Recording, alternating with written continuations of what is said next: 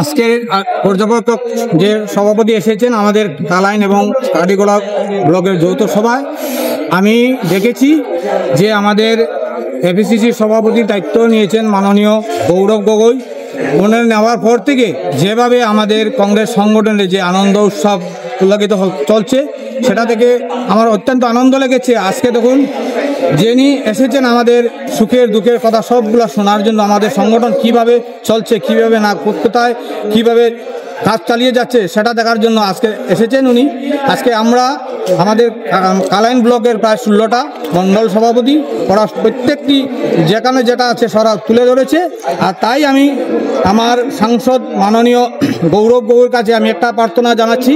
আমি কাটিগোড়াবাসী হয়ে আমি কালাইন ব্লক সভাপতি শ্রী মিলন রায়, ইভেন আমার কাটিগোড়া ব্লক সভাপতি আমার হুসেন ভাই, আমরা অত্যন্ত দুঃখের সহিত একটা সমবেদনা জানাচ্ছি যে দীর্ঘদিন থেকে আমাদের কাটিগোড়া সমষ্টিতে বাইরে থেকে ক্যান্ডিডেট এনে দিয়ে আমাদের কাটিগোড়ায় ক্যান্ডিডেট দেওয়া হয়।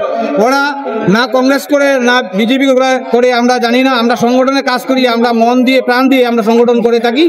আমরা এবার আজকে পর্যবেক্ষকের কাছে এই সবগুলো তুলে ধরা হয়েছে যে আগামী 26 নির্বাচনে আমাদের যে দলের কর্মী যিনি সংগঠনে কাজ চালিয়ে যাচ্ছেন বা যারা কাজ করছেন কর্মী দেখে আমাদের কাটিগোড়া সমষ্টি থেকে আমার একজন বিধায়ক দেওয়ার জন্য আমি গৌরব গগৈর কাছে আমি প্রার্থনা জানাচ্ছি। আশাবাদী 2026-এ আমরা এটা রেজাল্ট দেখিয়ে দেবো, বিপুল ভোটে কাটিগোড়াবাসী ওনাকে বিজয়ী করে দেবে, আমরা এই আশাবাদী রেখে। ধন্যবাদ। স্থানীয় প্রার্থী আমাদের স্থানীয় প্রার্থী। আমরা দেখুন আজকে দীর্ঘদিন থেকে আমাদের কালাইন ব্লকের সন্দীপ দাস যিনি নিষ্ঠাভাবে কাজ চালিয়ে যাচ্ছে সেটা বলার মতো নেই। ঘরে ঘরে ডোর টু ডোর ঘরে ঘরে গিয়ে উনি সবার সঙ্গে সুখে দুঃখে যোগাযোগ করছেন।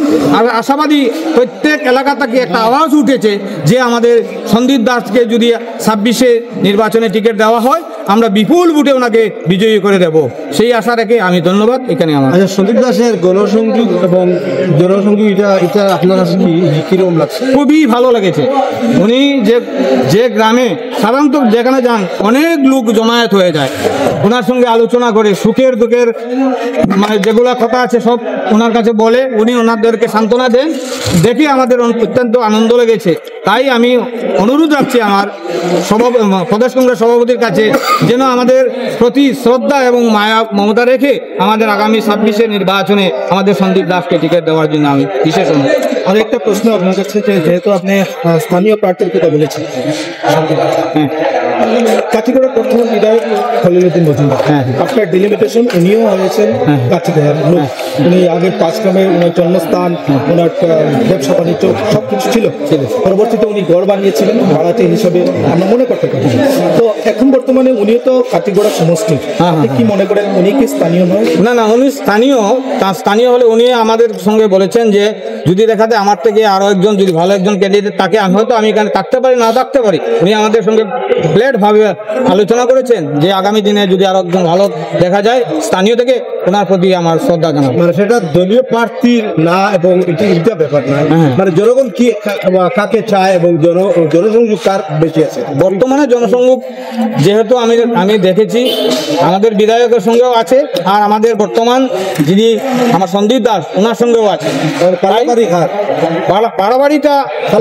পাল্লাবাড়িটা মোটামুটি যেহেতু উনি বর্তমান বিধায়ক থাকাকালীন হয়তো অনেকে মুখ খুলছেন না, হয়তো পরবর্তীতে সেটা যখন 2026-এ নির্বাচন যখন ঘোষণা হবে তখন দেখতে পাবেন কার পাল্লা ভারী। আশাবাদী নিশ্চয়ই আপনারা সাংবাদিক। আমরা বুঝতে পেরেছি যে সন্দীপ দাসের কথাই আপনি উল্লেখ করতে চাইছেন, কিন্তু বর্তমানে আপনারও একটা আপনি যেহেতু ব্লক প্রেসিডেন্ট আপনার বাধা বিপত্তি থাকতে পারে, তার জন্য মুখ খুলছেন না। ধন্যবাদ।